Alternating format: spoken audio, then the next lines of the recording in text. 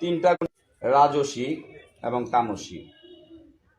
শাস্ত্রীয় মোতাবেক আচার্যরা এবং আমাদের শাস্ত্র ভাগবত কিংবা আমাদের যে শাস্ত্রীয় গ্রন্থগুলো আছে সেগুলো আমাদেরকে কি নির্দেশ করছে, আমাদের অবশ্যই ব্রহ্ম মুহূর্তে ঘুম থেকে উঠতে হবে।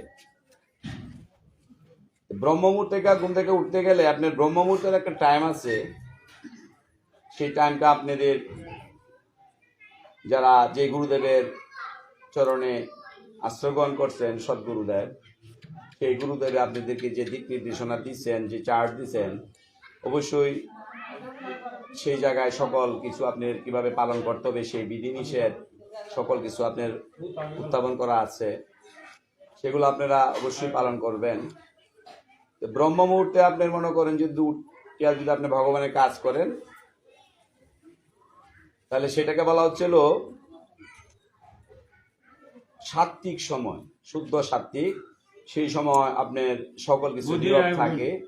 এই ব্রহ্ম মুহূর্তে দেবতাদের আনাগোনা থাকে, চলাচল থাকে, সিদ্ধ পুরুষেরা নেমে আসে। সেই ব্রহ্ম মুহূর্তে শাস্ত্রে বলা হয়েছে যে মঙ্গল আরতির আগে দেয় 16 মালা জপ শেষ করার জন্য। মঙ্গল আরতির আগে দেয় 16 মালা জপ শেষ করতে বলা হয়েছে। 16 মালা জপ আপনি কিভাবে করবেন সেটা আমি আগে বলেছি। রাধা গোবিন্দর সামনে বসে আপনি করবেন। আপনার ভগবানের পা থেকে মাথা পর্যন্ত যে অঙ্গ প্রত্যঙ্গ আছে, চতুর্ভুজ শ্রী বিষ্ণুর যে শঙ্খ চক্র পদ্মগদাধারী সকল কিছু আপনি চিন্তা করবেন। ভগবানের পা থেকে শুরু করে মাথা পর্যন্ত চিন্তা করতে করতে আপনি জপ করতে পারেন। পাশাপাশি তুলসী মহারানীর সামনে বসে আপনি জপ করতে পারেন।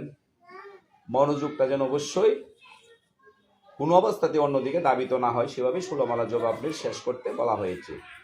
যদি পারেন তাহলে অবশ্যই মঙ্গল আরতির আগে ব্রহ্ম মুহূর্তে সেই জপ শেষ করলে ভালো। 16 মালা জপে শেষ করে আর জপ করা যাবে না, এটা কিন্তু শাস্ত্রে বলা। ভগবানের নাম 24 ঘন্টায় আমাদের নেওয়া উচিত। বলতে পারেন যে সংসারে আরো অন্য কাজ আছে, সারাদিনে যদি ভগবানের নাম নেই তাহলে অন্য কাজ কিভাবে করব? চৈতন্য মহাপ্রভু আমাদেরকে কি বলে গেছে?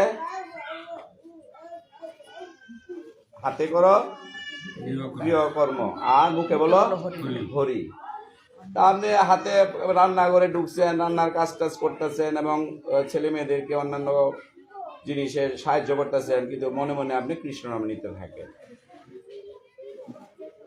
ব্রহ্ম মুহূর্তে আপনি যদি মঙ্গল আরতির আগে 16 মালা জপ শেষ করেন, এর আগে